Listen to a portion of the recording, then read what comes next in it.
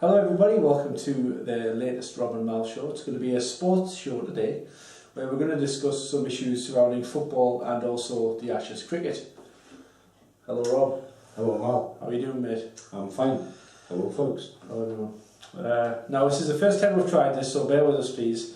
We're just trying to make it interesting. And we're going to do like a Sunday supplement style chat show, but there's only two of us and we don't have the really tasty look on breakfast. That is a shame. So we were going to sing the theme tune for you, but we're not going to. I'm glad on that. Right, so the first thing we want to talk about is this show is going to be about giving our views on sport, because whilst the comedy is all the fun, and we're still going to have the banter. Now what we made. Well, I hope so. Good. So do I, because otherwise it's going to be rubbish. We're going to talk about today, so you can like fast forward to the bits you like, or do what 3 million of you will do. And not watch. Yeah. You can see why I keep this guy around. We're going to talk today about Wayne Rooney and give our views on how he is thinking of moving highly inappropriate. We're also going to talk about Sunderland and Newcastle. Rob's a Sunderland fan, I'm a Newcastle fan. Quite a rivalry. We're going to say what we think is going to happen in the season this year. First of all, I'm going to do this and best sound in the world. Amber nectar. And then we're also going to give our views on the Ashes cricket, because as Englishmen we're quite enjoying it. And also tell you about the session that we did, that we watched before we got into it. So let's get right into it, because we don't want this to last longer than sort of 15 minutes or so. So Rob. That long? Well, you know, most things in my life last less than that, so let's just keep it there, shall we? Right, first of all, Rob, Wayne Rooney, as we know, Alex Ferguson got on the microphone in May. Yes.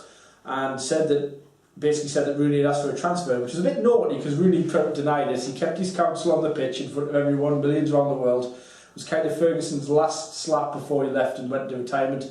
He's denied it ever since. And just last week, Rooney played for England yesterday against Scotland when they won 3-2. Played most of the match before he was replaced by Ricky Lambert. And Hodgson had said quite quickly that he felt Rooney was fit. Now, Rooney didn't make the bench for the Charity Shield match against Wigan that Man United actually won. So, looking like he could leave. Now, my question, just to hear your views, and then I'll give mine. What do you think about all that? Do you think that it's looking likely that Wayne's going to go? Do you think the fans will forgive him for the second time now that he's allegedly asked for a transfer?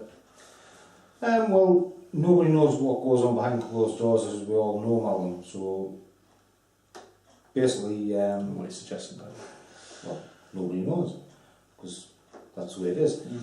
But my honest feelings on all this, I think Wayne Rooney has already played his last game for Manchester United.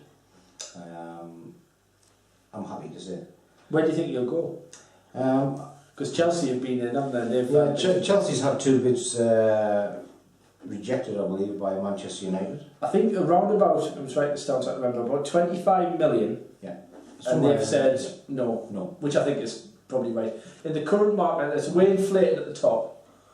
And the fact that there's more money floating around with the Sky, I guess 2 questions. Who do you think you would go to, and how much do you think you would go for? I'm kind of putting him on the spot here, which I appreciate. He didn't know what questions I'm going to ask, and I'm going to give you my view, of course, in a minute. Well, I can actually see him going to play in Spain. simply because they can afford his extortionate wages. Yeah, I absolutely. mean, my feelings on all this is he's played his last game for Man United. He's going to be leaving. I don't think Chelsea could really, truly and honestly afford him. Yes, I know Abramovich has got mega money. Of course they could afford him. I honestly don't think they could. What? Are you insane? I think he's high maintenance. Well, I would disagree with that, and I think the reason is Abramovich has never been priced out of anything. He's a multi-billionaire. Well, yeah. Maybe the financial fair play stuff will hurt Chelsea. I would expect someone would have to give about 30 million for Rooney. Now, it's always funny when it comes to the values of footballers, I think, because, you know, when they're 20, someone like Andy Carroll goes for, you know, whatever he went for, 35 million, in the hope that he becomes a player like Wayne Rooney. Wayne Rooney has his 10 years that he's had, and then he's 27. He's been around for 10 years. He's a bit of a veteran. And you're buying the finished article. Look at Man United when they bought Van Persie. Good example where a player that's just still mint. He might be 30, 31 and going a bit grey like me, but he's still fantastic. Now, an interesting point about Rooney, Rob, I don't know what you think about this because we'll have to move on. Michael Owen had 10 years at the very top, yes. And then he fell dramatically from grace when he got the bad ankle injury at Newcastle, yeah. And really never played again. I mean, he had spells at Man United, Stoke, didn't really get going again, and he sort of drifted away from being right at the top, much like Wayne. Do you think that could happen with Wayne Rooney, that he just starts to get left out? Because you notice now, Man U have gone with Van Persie. Mm. Could that happen to Wayne Rooney, do you think? I think it's already happened. I think he's on his way. That's your phone going off. Yes, that's my phone going off. It's all these women, you know. If we weren't live, we'd have to have a cut now. The skills of my editing, which are none. I honestly think that it was clear last season. The positions that Wayne was playing in, he wasn't. He was playing more in midfield. To me, he was the role that he was playing. He wasn't playing the out and out goal getter, which we all know that he's capable of doing. Am I right in thinking he played in midfield for some of the games? Yeah, he played most of the season in midfield. Because it's okay for someone like Phil Jones, who plays out of position at the minute for Man U, and for England, to play. But he's 20 and he can like have a hope of getting there. Rooney's got to be thinking, look, you know what I can do. Yeah. You got to play. And also there's the issue that we can't really talk about now. About Moyes, you know, that he's got that history with him. Moyes sued him over comments in his autobiography many years ago, and I think David Moyes may well be thinking that Rooney's not worth the hassle. And there's obviously the thing where he apparently asked to train with the reserves, and you just don't know these things. There seems to be an awful lot of subtleties going on, little subtle digs that you know sometimes only end up in one direction when they leave. So I would say it's a bit of bitchiness. Yeah. Do you think he's going to go? Very good. Yes. Yeah. I think so as well. I think they'll be gone before the start of the season on Saturday. No, I think you're right. Right, moving on. We are, of course, based in the northeast of England, and I am a Newcastle supporter. It's a very painful experience most of the time, apart from a season a couple of years ago when we finished 5th, and it was quite shocking. Actually, it was quite traumatic because I'm not used to winning games and stuff. Now, just moving on quickly to Rob. Rob is a Sunderland supporter. Can often be equally traumatic. Very much and so. The big news over the summer is they had a very good goalkeeper, and I watched him play. I was never much of a fan of Simon Mignolet. Have I said that right? Mignolet, yes. Mignolet. And he signed for Liverpool. And I remember seeing him when he played Newcastle, and Sunderland had a great game against Newcastle last year, scored some great goals, gave us a good kicking. And we did. They never remind us of it though. It's kind of a respect thing. You know. Was the score again 3-0? Well, there was something like that, yeah. It was, you know, trivial in the grand scheme of things, you know. Was it at St James's Park? It could have been, yes. Very much could have been. Anyway, they gave us a good beat, and Mignolet played really well. Very impressed with him. He's at least as good as... That was just after we got our new manager at PDC, Paulo Di Canio. And he did revel in it. So he had to get new trousers as well, apparently. I'm sure you can afford it. Now, Rob, looking ahead to the season, you've lost your goalkeeper and you've signed Vito Mamoni, who never got a chance at Arsenal, to be fair to him. We don't really know what he can do. He was highly thought of. That's going to be a worry going into the season, that you're a team that, like Newcastle, very much so, is looking at mid 10th to 12th position standard. Anything better is great, anything worse is obviously awful, and finish there you're okay. Is that a massive change? Because what do you think Di Canio is going to be like as a manager this season? I think PDC will get the best Keep out. the charts when he says that. PDC. Yeah, I think PDC will try and get the best out of the players that he possibly can. I mean, the guys have already been reporting that they've never been as fit in all their playing careers. Why is that? Well, Di Canio has had them doing double training sessions and doing a lot of aerobic work. Breathing. Takes a lot of effort. It does. And he's had them playing some really tough opposition as well in Europe. Probably the only time that Sunderland will ever play in Europe is when pre-season. To be fair, we can dream, and then we did play very well over in the Asia Cup. I want to ask you specifically though, because obviously the big question for Sunderland this year is obviously the goalkeeper and how Di Canio reacts to adversity. Does he start blaming the players, or does he work with them? And I think that could be very interesting, because he's a fiery character. Could often get a bit paranoid. He is a very fiery character, and I like that in a manager. I was going to say like that in a man. I was like, no, wrong video, mate. It would never happen, folks. But no, that doesn't explain the way his foot is. Just kidding. Right, anyway, Rob, Di Canio, go ahead. Yeah, I think Di Canio will motivate the players more than what previous managers have done. I'm not going to go into naming names, but the last manager in particular that we had, old school, very old school, didn't want to change anything. He used the same 12 or 13 players throughout the whole season. Like I say, old school, mate, old school. They look jaded. Martin O'Neill, for anyone who's wondering who we're on about. It's obviously a very different appointment, that was the whole point of it. But anyway, we'll see where that goes. We need to move on, Rob. We're going to have to press on to the next topic. Obviously, Newcastle United, we have a long history under our current owner, Mike Ashley, of doing things, there you go. And that's an involuntary reaction that most people have. I'll just sit here and laugh. Just drink and laugh, that's what we want. Making some really odd decisions, that when everything seems to be going well, all of a sudden they'll do something inexplicably stupid that the fans hate. Like, for example, the Wonga.com sponsorship. We nearly lost Cisse as our very best player. It was looking like past the point of no return. They managed to get him back. Well, actually, can I just interrupt you there on the Cisse issue? Now, yes, we know that Cisse is a Muslim and it is against Muslim beliefs and ethics to have a sponsorship from loan companies of this nature. Well, it's a gamble, isn't it? It's there's a moral question. Well, Wonga is a payday loan company, so there's a lot of moral issues there. It was morality rather than a specific aspect of it. Now, to me, I think Cisse had a lot of double standards, because he was actually photographed in a casino at a table with chips in front of him. And me and Rob beat that casino, and we know that you can't sit and watch, even if you're in. No. So yeah, you have to be in play. But anyway, that all on one side, that's another issue we've got to think about. Now, what we've done, we've signed Lloyd Reamy on a year's loan from QPR. As usual, another value signing. We actually missed out on signing him on a permanent basis when he went to QPR. But QPR offered him, I think it was 80 grand a week, so we weren't offering that. So he went there. I've got a question on, he's one of these players that will play for us. He's not that bothered, he'll move on wherever's paying him.